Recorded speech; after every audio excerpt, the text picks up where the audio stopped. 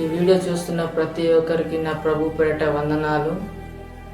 మరి ఈరోజు దినాన్న మాట్లాడే మాటలు ఏంటంటే, దేవుడు ఇంతవరకు నన్ను అద్భుతంగా నడిపించిన మాటలు మాట్లాడుకుందాం. మరి నేను ఇక ముందు నేను ఎలా ఉన్నాను అనేది నేను చెప్తున్నా. మరి ఇక ముందు నేను చర్చికి వెళ్ళేవాడిని కాను.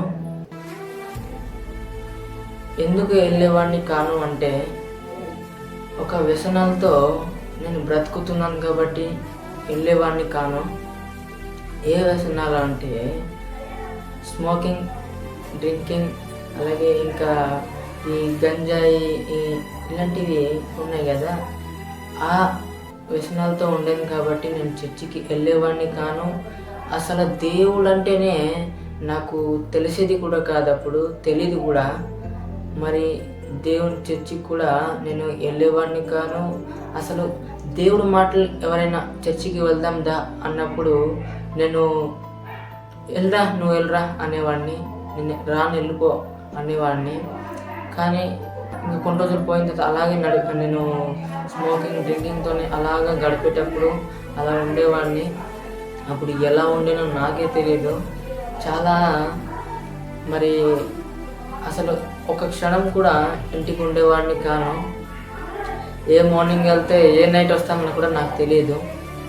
అలా ఉండండి. ఎర్లీ మార్నింగ్ బయలుదేరిపోతాను, మళ్ళీ ఈవినింగ్ అంటే నైట్ ఏ టైం 9 అయిపోతుందో తెలియదు, 10 అయిపోతుందో తెలియదు, 11 అయిపోతుంది కూడా తెలియదు, ఏ టైం అవుతుంది కూడా తెలియదు. ఆ టైంకి వస్తాను అనమాట. ఆ టైంకి వస్తే మా ఇంట్లో నువ్వు ఎక్కడ పోయి ఉంటున్నారా బాబు అని చెప్పేవారు, తిట్టేవారు. అయినా నేను ఈ చెవి నుంచి విని ఈ చెవి నుంచి వదిలేస్తానమాట. అలా ఉండేవాడిని. మరి నా స్మోకింగ్కి, డ్రింకింగ్ అయితే మా ఇంటి వాళ్ళు చాలా తిట్టేవారు కూడా. అసలు ఎవరి మాట నేను అసలు వినను, అసలు పట్టించుకోను కూడా. అలా ఉండేవాడిని. మా అన్నయ్య మళ్ళీ కొడతాడు, తిడతాడు, అని చేస్తాడు, కానీ నేను అసలు పట్టించుకోను. ఎందుకురా మారురా, ఇలాంటివి ఎందుకు అని చెప్పేవారు కూడా. కానీ ఎంతమంది చెప్పినా మారడం లేదు. ఏంటి మనిషి ఇంతమంది చెప్తున్నారు కానీ వీడికి సిగ్గు లేదా అనేసి మాట్లాడుకునేవారు. చెప్పి అలసిపోయారు, కానీ మరలా చెప్తున్నారు. ఎందుకంటే మా బిడ్డ కదా అనేసి చెప్తూ ఉన్నారు. ఊరు వాళ్ళందరూ, అలాగే బయట ఉన్న ఊరు వాళ్ళందరూ కూడా చెప్పేవారు, ఎందుకు ఇలాంటివి మారురా అని చెప్పేవారు. కానీ నేను మారేవాడిని కాను. చాలా అంటే ఏదైనా చెప్తే కోపం అయిపోతాను, ఎదురు సమాధానం ఇస్తాను. అలా ఉండేవాడిని. ఇంటి నుంచి మార్నింగ్ బయలుదేరానంటే ఇంకా నైట్ ఏ టైంకి వస్తాను కూడా తెలియదు. అలా ఉండేవాడిని. మరి అలాగే కొన్ని రోజులు పోయాక మరి ఆ రోజే మరి నేను ఎక్కడో ఉన్నవాడిని, కానీ మా పాస్టర్ గారు, మా ఇసాక్ పాస్టర్ గారు పిలిచి మళ్ళీ బాప్తీసం ఆ రోజు తీయించి, నేను యాక్చువల్గా బాప్తీసం తీసుకుంటేనే గల ఉండగలను, ఇలా అయితే ఉండలేను అనుకునేవాడిని. అయినా పట్టించుకునేవాడిని కాను. కానీ ఆ రోజు మరి దేవుని పిలుపు గల బాప్తీసం తీసుకో అనేసి మరి ఆ రోజు బాప్తీసం ఇలా తీసుకున్న తర్వాత అక్కడి నుంచి నా జీవితం అన్నమాట ఆ స్థాయిలో ఉండినవాడిని ఈ స్థాయిలో ఉన్నాను ఇప్పుడు. మరి ఆ స్థాయి అయిపోయిన తర్వాత ఈ స్థాయిలో ఇప్పుడు ఎలా ఉన్నానంటే దేవుని ప్రేమ వలన. మరి పాస్టర్ గారు, అసలు ఏ పాస్టర్ గారు చూసినా నాకు మాట్లాడిపించేవారు కాదు. నువ్వు ఇంకా ఎందుకు ఇలా ఉంటున్నావు, చర్చికి రానా అనేసి అనేవారు. కానీ అసలు వినకుండా వెళ్ళిపోయాను. కానీ ఇప్పుడు చూస్తే ఎంతమంది పాస్టర్ నాతో మాట్లాడుతున్నారో, ఎంతమంది పాస్టర్ నన్ను పిలుస్తున్నారో.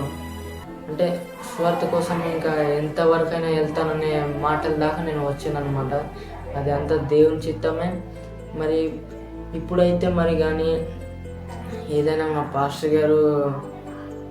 పాస్టర్ ఎంతైనా నాకైతే వదలరు. అలా గడిచేదన్నమాట నా జీవితము.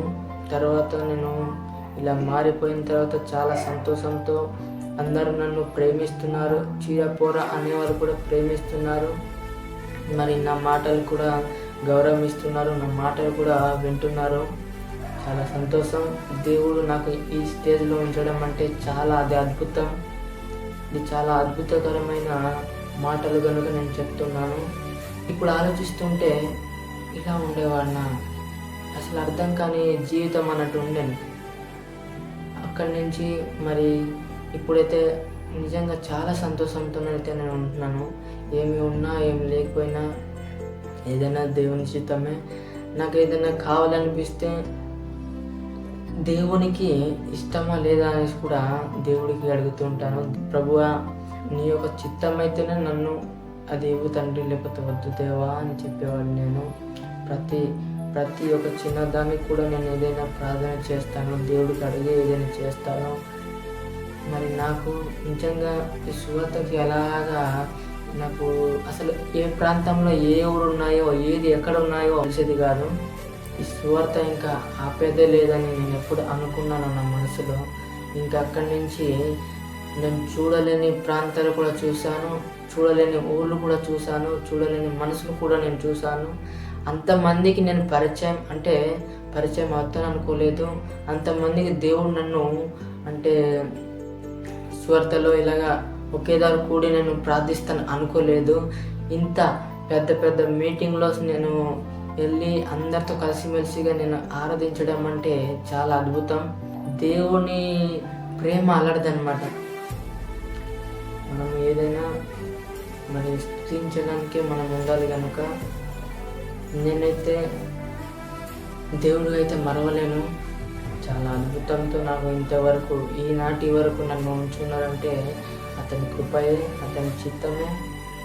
నన్ను మరి ఎంతవరకు నన్ను నడిపిస్తారో అంతవరకు ఏదైనా ప్రతి విషయంలో అతని మాటల్లోనే జరగాలి. ఏ పని అయినా అతని ద్వారా నేను నడవాలి. నేను ఎలా ఉంటున్నానంటే ఏమున్నా లేకపోయినా దేవుడు ఉన్నాడులే, దేవుడు ఉన్నాడు, నేను భయపడే అవసరం లేదు అనేసి నేను సైలెంట్గా ఉండిపోతుంటాను. ఎందుకంటే దేవుని చిత్తం ఏదైనా మనకి ఇవ్వాలి అనుకుంటే దేవుడు ఇస్తాడు, ఈ దేవుడు ఇవ్వట్లేదు అనుకుంటాం. కానీ దేవునికి కూడా అది ఇష్టమో లేదు కూడా మనం కూడా తెలుసుకోవాలిగా.